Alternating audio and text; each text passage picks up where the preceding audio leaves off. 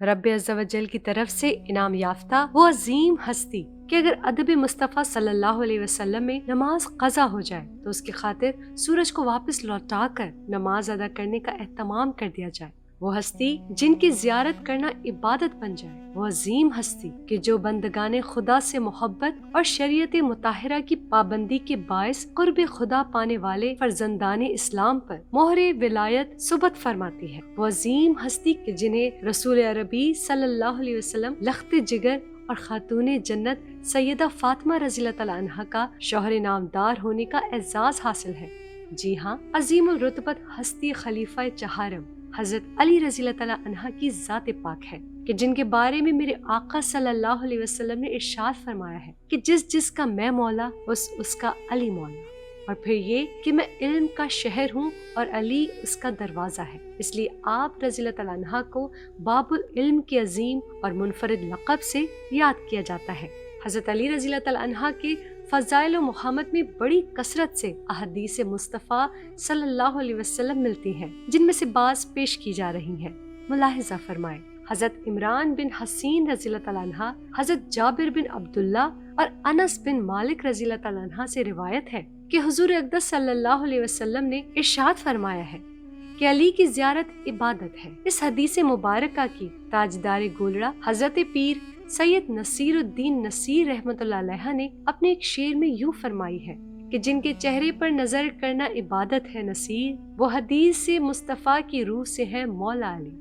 حضرت سید ام سلمہ رضی اللہ تعالیٰ عنہ سے روایت ہے کہ سید عالم صلی اللہ علیہ وسلم نے ارشاد فرمایا کہ جس نے علی کو دوست رکھا اس نے گویا مجھے دوست رکھا، جس نے مجھے دوست رکھا اس نے اللہ تعالیٰ کو دوست رکھا، اور جس نے علی سے بغض رکھا اس نے مجھ سے بغض رکھا، اور جس نے مجھ سے بغض رکھا اس نے اللہ تعالیٰ سے بغض رکھا۔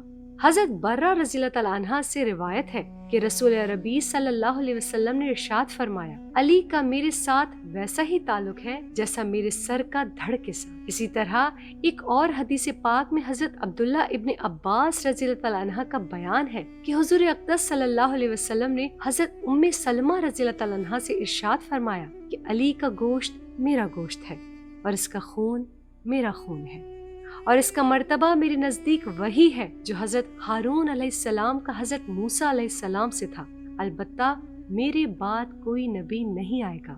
یقیناً آپ رضی اللہ تعالیٰ عنہ کی ذات مبارکہ بے مثل و بے نظیر ہے۔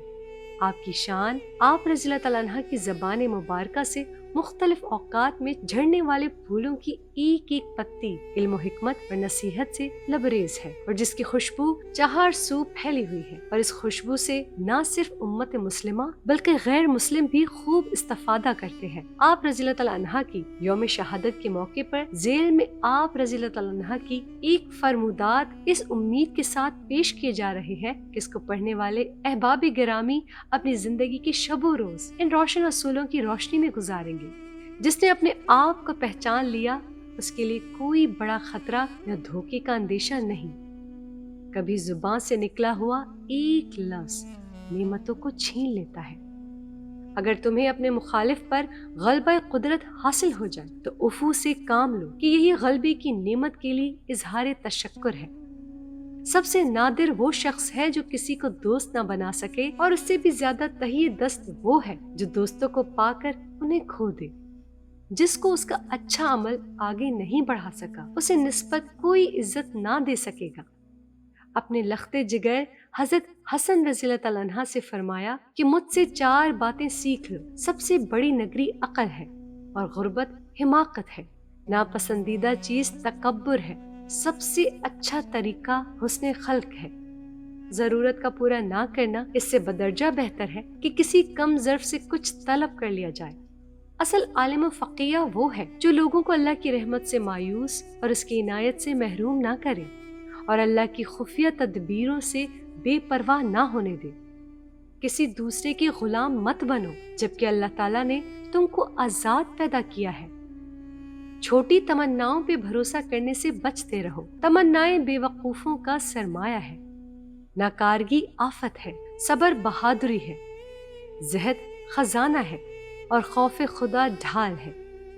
نفس خواہشات کو ترجیح دیتا ہے، سہل اور سست راہ اختیار کرتا ہے، تفریحات کی طرف لپکتا ہے، بد اس کے اندر جا گزین رہتی ہے، راحت پسند ہے، کام چور ہے۔ اگر اس کو محبوب کرو گے تو لاغر ہو جاؤ گے، اور چھوڑ دو گے تو ہلاک ہو جاؤ گے۔ لوگ مہوے خواب ہیں، مریں گے تو ہوش آئے گا۔ کبھی کسی کو وقت سے پہلے اور مقدر سے زیادہ نہیں ملا۔ خبردار، ہوشیار، اللہ کے سوا قطع تم میں سے کوئی کسی سے امید قائم نہ کرے، اپنے گناہوں کے سوا کسی بات سے نہ ڈرے۔ اگر کوئی چیز نہ آتی ہو، سیکھنے کی شرم محسوس نہ کرے، اور اگر اس سے کوئی ایسی بات دریافت کی جائے جس کو نہ جانتا ہو تو کہہ دے کہ مجھے معلوم نہیں۔ فاسق کو فاجر کی رفاقت سے گریز کرو کہ وہ تمہیں سستے داموں بیچ دے گا، اور جھوٹے کو دوست نہ بناؤ کہ سراب کی مانند دور کی چیز قریب اور نزدیک والی شے دور کر کے دکھائے گا۔ احمق کی صحبت سے بچو، وہ اپنے طور پر تمہیں نفع پہنچانے کی کوشش کرے گا مگر نتیجے میں تمہارا نقصان کر بیٹھے گا۔ جب کسی کا اقبال ہوتا ہے تو دوسروں کی خوبیاں بھی اس سے منسوب کر دی جاتی ہیں، اور جب زوال آتا ہے تو اس سے اس کی ذاتی خوبیوں کا بھی انکار کر دیا جاتا ہے۔ لوگ اپنے آباء و اجداد سے زیادہ اپنے زمانے کے مشابہ ہوتے ہیں۔ انسان اپنی زبان کے نیچے پوشیدہ ہے۔ ایک شریف آدمی اس وقت بے قابو ہوتا ہے کہ جب وہ بھوکا ہو، اور ایک پست فطرت انسان اس وقت بے قابو ہوتا ہے کہ جب وہ شکم سیر ہو اور اس کو کسی کی ضرورت نہ ہو۔ حضرت علی رضی اللہ تعالیٰ عنہ کے دور خلافت 4 سال اور 9 ماہ پر محیط ہے۔ آپ رضی اللہ تعالیٰ عنہ کو غسل حضرت حسنین کریمین اور حضرت عبداللہ بن جعفر رضی اللہ تعالیٰ عنہ نے دیا، اور 3 کپڑوں میں آپ رضی اللہ تعالیٰ عنہ کو کفن دیا گیا۔